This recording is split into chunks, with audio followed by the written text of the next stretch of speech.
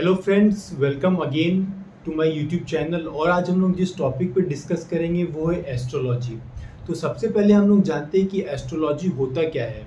तो basically astrology is the study of your planetary movement with respect to your date of birth and place of birth. आपके date of birth और place of birth के हिसाब से आपका एक zodiac sign बनता है, और आपके जॉडियक साइन को स्टडी करके एस्ट्रोलॉजर बताते हैं कि प्रेजेंटली आप किस प्रॉब्लम से डील कर रहे हैं, या फिर आपके फ्यूचर डेस्टिनी में आपको क्या लिखा हुआ है, मतलब वेदर आपको सक्सेस मिलेगा या नहीं मिलेगा। तो वो सब एस्ट्रोलॉजर बेसिकली प्रेडिक्ट करते हैं। तो अब हम लोग इसको साइंटिफिकली जानते हैं कि वेदर जो भी एस्ट्रोलॉजर्स प्रेडिक्ट करते हैं वो एक कैलकुलेटेड मैथमेटिक्स होता है, कोई साइंस होता है, या फिर जस्ट वो ऑब्जर्वेशन के बेसिस पे आपको बताते हैं। तो एज पर द डेटा पूरे वर्ल्ड में एक सेकंड में 4.3 इंसान पैदा होते हैं, और एक मिनट में लगभग 270 इंसान पैदा होते हैं। तो क्या हम लोग ये बोल सकते हैं कि जो भी 270 पीपल है वो उनका सेम डेस्टिनी है? तो the answer is no. But क्या हम लोग ये बोल सकते हैं कि जो भी ये 270 पीपल है, जब भी ये ग्रो अप करेंगे तो उनमें कुछ सिमिलर प्रॉब्लम्स वो फेस करेंगे जब वो ग्रो करेंगे, या उनमें कुछ ऐसा फीचर्स होगा, जो कुछ ऐसे ट्रेट्स होंगे जो कि उनमें कॉमन होंगे जब वो ग्रो करेंगे? तो इसका आंसर है यस। तो अभी मैं आपको एक बहुत ही इम्पॉर्टेंट चीज़ बताने वाला हूँ, जिसके बाद आप भी प्रेडिक्ट कर सकते हैं किसी भी इंसान को बेस्ड ऑन देयर एज कि वो किस प्रॉब्लम से डील कर रहे हैं। अगर हम लोग इसको कैटेगराइज करें तो वो इस टाइप से कैटेगराइज होगा कि 0 to 2 years means infancy, 2 to 5 years early childhood, 6 to 13 years middle childhood, 13 to 19 years adolescence, 20 to 39 years young adulthood, 40 to 59 years middle adulthood, और 60 plus years adulthood, late adulthood। तो जब भी इंसान इस एज से पार होते हैं, कोई भी इंसान हो, मेन और वुमेन में थोड़ा सा एज वेरी करता है। जो मेन जिस प्रॉब्लम से डील करते हैं at a certain age group, हो सकता है वुमेन उससे पहले उस प्रॉब्लम से डील करे या उससे बाद में उस प्रॉब्लम से डील करे, थोड़ा बहुत वेरी हो सकता है। लेकिन अगर हम लोग ब्रॉडली बोले तो ब्रॉडली कुछ ऐसे फीचर्स हैं या कुछ ऐसे पैरामीटर्स हैं जो कि आपको कॉमन मिलेंगे in every person.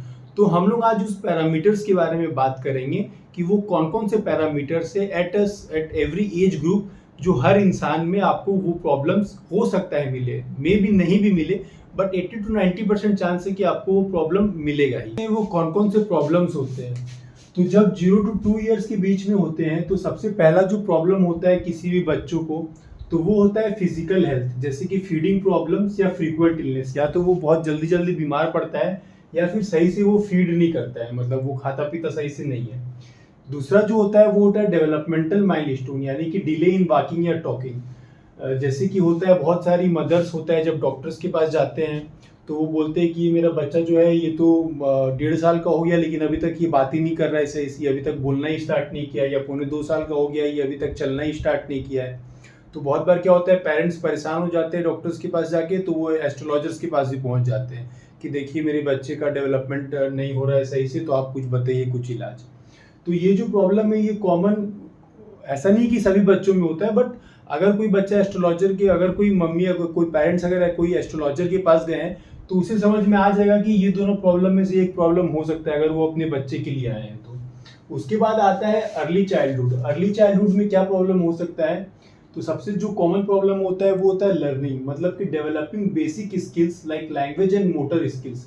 Motor skills के बारे में तो हम सबको पता ही। तो ये प्रॉब्लम होता है जब वो बच्चा 2 to 6 ईयर्स के बीच में होता है। फिर जो कैटेगरी आता है वो होता है मिडिल चाइल्डहुड, मतलब 6 to 13 ईयर्स।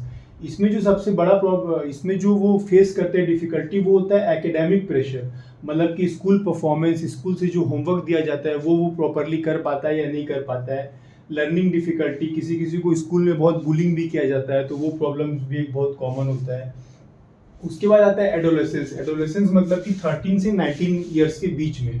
तो इसमें जो मेजोरिटी को प्रॉब्लम होता है, जो हम सब उस प्रॉब्लम से गुजर चुके हैं, वो है बोर्ड एग्जाम्स इसी एज में आता है। तो बोर्ड एग्जाम के समय वो बच्चे काफ़ी प्रेशराइज आ जाते हैं कि हमें अच्छा परसेंटेज लाना है, और 10 के बाद फिर उन्हें एक स्ट्रीम चूज़ करना पड़ता है कि हमें कॉमर्स में जाना है या साइंस में जाना है। जो जो बच्चे साइंस में जाते हैं उनको फिर आईटी, जेईई या फिर नीट का एग्ज़ाम, नीट के लिए प्रिपेयर करना पड़ता है। उन्हें मतलब सेलेक्ट करना पड़ता है कि अब इंजीनियर बनेंगे या डॉक्टर बनेंगे।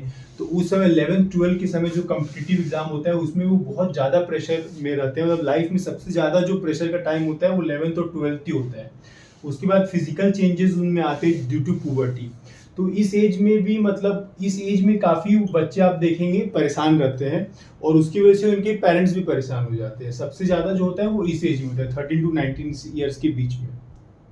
उसके बाद आता है यंग एडल्टहुड। यंग एडल्टहुड मतलब 20 टू 39 ईयर्स। इसमें क्या होता है कि वो एक बार अपना इंजीनियरिंग कंप्लीट कर लेते हैं तो उनका एक ही टारगेट रहता है कि हमें किसी भी तरह अच्छे जॉब में जाना है, तो फाइंडिंग ए जॉब। उसके बाद जब जॉब में जाते हैं तो स्टार्टिंग में वो डील नहीं कर पाते स्ट्रेस से, तो dealing with the job stress. उसके बाद क्या होता है, थोड़े दिन बाद जब वो 3-4 साल जॉब कर लेते हैं, उसके बाद क्या होता है कि उनके लाइफ में रोमांस या गर्लफ्रेंड या फिर शादी का टाइम आता है, मैरिज स्टार्टिंग या फैमिली। तो इन सब से कॉमन एक प्रॉब्लम आ सकता है। तो इस सब प्रॉब्लम से भी रिलेटेड बहुत लोग एस्ट्रोलॉजर्स के पास जाते हैं। जैसे किसी का अगर जॉब नहीं लग रहा है और वो 22 ईयर्स के आसपास हो गए हैं और वो एस्ट्रोलॉजर्स के पास गए हैं, तो वो देखते ही समझ जाएंगे कि इसका जॉब नहीं लगा है और वो उसी कारण से मेरे पास आया है। अगर वो 25 ईयर्स के हो गए, वो एस्ट्रोलॉजर के पास जाएंगे और वो पूछेगा उससे कि आपका जॉब लगे या आप किस कंपनी में काम कर रहे हो। वो अगर समझ जाएगा उसकी बातों से कि हाँ इसके जॉब में ये सेटिस्फाइड है, तो वो समझ जाएगा कि वो जो है वो या तो अपनी गर्लफ्रेंड से परेशान है या फिर उसका शादी नहीं हो रहा है उस वजह से परेशान है, तो उस चलते वो मेरे पास आया है। उसके बाद क्या होता है मिडिल एडल्टहुड। मिडिल एडल्टहुड में क्या होता है, फैमिली रिस्पॉन्सिबिलिटीज आ जाता है। मतलब कि उसे अपने मम्मी पापा का भी टेक केयर करना पड़ता है, अपनी जो वाइफ है उसका भी टेक केयर करना पड़ता है, अपने बच्चों का भी टेक केयर करना पड़ता है।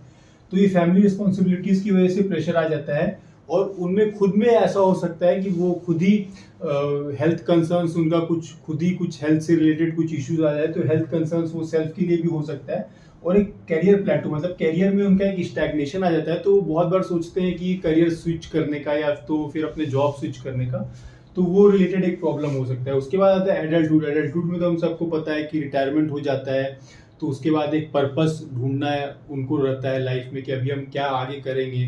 पर्पस ढूंढने के बाद फिर उनमें जो कुछ डेमेंटिया टाइप का कुछ बीमारी हो जाता है या फिर कुछ लोनलीनेस उनमें हो जाता है, क्योंकि उनके जो बच्चे हैं उनका शादी हो जाता है तो वो अपने क्लोज वन के आसपास नहीं रह पाते हैं। तो ये सब प्रॉब्लम्स है with respect to age group, जिसके बेसिस पे एस्ट्रोलॉजर्स जो है प्रेडिक्ट कर पाते हैं। इसके अलावा मैं आपको बताता हूँ, जो एस्ट्रोलॉजर्स होते हैं वो बहुत ही ज़्यादा ऑब्जर्वेंट होते हैं। और वो क्या है कि जब भी आप उनके पास जाते हैं तो आपका फिजिकल अपीयरेंस, आपका बॉडी लैंग्वेज, आपका कॉन्फिडेंस और आपके कलर के ड्रेस को और आपके शूज के कलर को आपके कलर के ड्रेस को, आपके ड्रेस के कलर को और आपके शूज के कलर को, ये दो कलर को ही देख के वो बता सकते हैं कि ये किस कैटेगरी में बिलोंग करता है या इसे किस टाइप का हमें सॉल्यूशन देना है।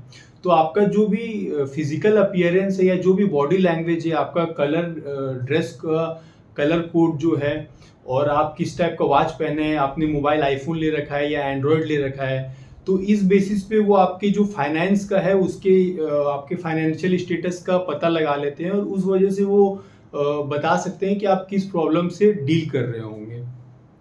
ऑल्दो ये जो होता है साइंस जो होता है, जैसे प्लानिटरी मूवमेंट्स जो होता है वो भी सच हो सकता है, बट साइंटिफिकली ये प्रूवन नहीं है, तो इसीलिए मैं बता रहा हूँ। क्योंकि ऐसे तो जो गॉड है, गॉड का एग्जिस्टेंस भी प्रूवन नहीं है, बट हम मानते हैं भगवान को, हमें उन पे फेथ है, हम ऐसा सोचते हैं कि हम जो मांग रहे हैं या हमारा जो बिलीफ है गॉड के प्रति वो सच है। तो सबसे पहले तो एक साइंस में क्या है कि साइंस हर चीज़ को प्रूव नहीं कर सकता है। जैसे कि एक होता है नेचुरल, तो नेचुरल चीज़ों को साइंस प्रूव कर सकता है, और एक होता है सुपर नेचुरल।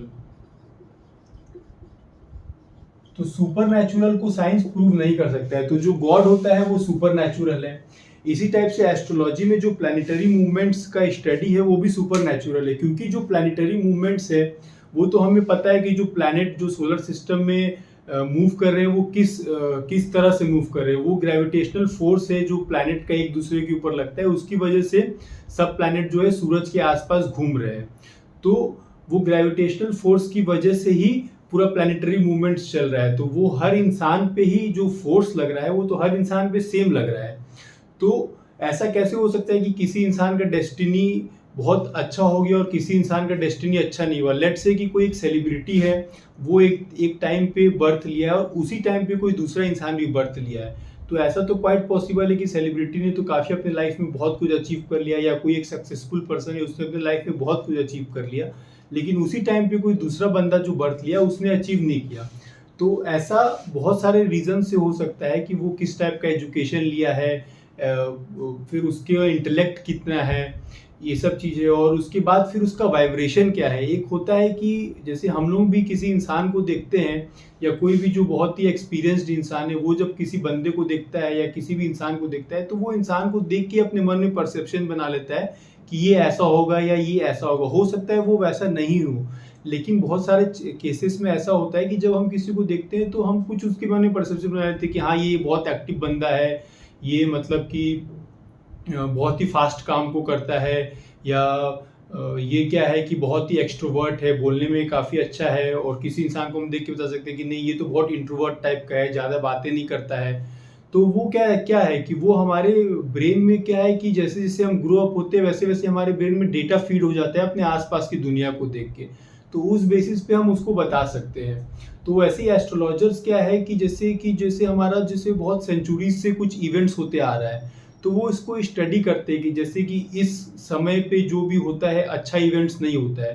तो उसी हिसाब से वो उसको कैटेगराइज़ कर देते हैं कि भाई ये जो टाइम है, ये नक्षत्र चल रहा है, या ये जो टाइम है ये नक्षत्र चल रहा है, तो उस हिसाब से उस नक्षत्र में वो काम नहीं करना चाहिए। क्योंकि पास्ट में ऐसा बहुत बार हुआ होगा, कुछ सर्टेन इवेंट्स जो कि रिपिटेटिव फॉर्म में हुआ होगा एक पर्टिकुलर टाइम फ्रेम में। तो उस हिसाब से वो नक्षत्र को बना दिया गया होगा कि ये अच्छा नक्षत्र नहीं है, या ये अच्छा नक्षत्र है। May be I may not be right, I may be completely wrong, but ये मेरा पर्सनल ऑब्जर्वेशन है जो मैं आपसे शेयर कर रहा हूँ। तो इस हिसाब से मे बी एस्ट्रोलॉजर्स आपके माइंड को रीड करते होंगे, या जो भी माइंड रीडर्स है वो इस टाइप से आपके माइंड को रीड कर सकते होंगे। तो इस वीडियो के लिए बस इतना ही। ज़्यादा डिटेल में नहीं जाते, क्योंकि ये बहुत ही सब्जेक्टिव टॉपिक है। इस पे आप जितना रिसर्च करेंगे आप उतना ही डेप्थ में जाते जाओगे, और ये बहुत ही कंट्रोवर्शियल टॉपिक भी है। तो मैं उतना ज़्यादा इस पे और डेप्थ पे नहीं जाना चाहता हूँ। तो बस इस वीडियो के लिए इतना ही। अपना ध्यान रखिए। शुक्रिया।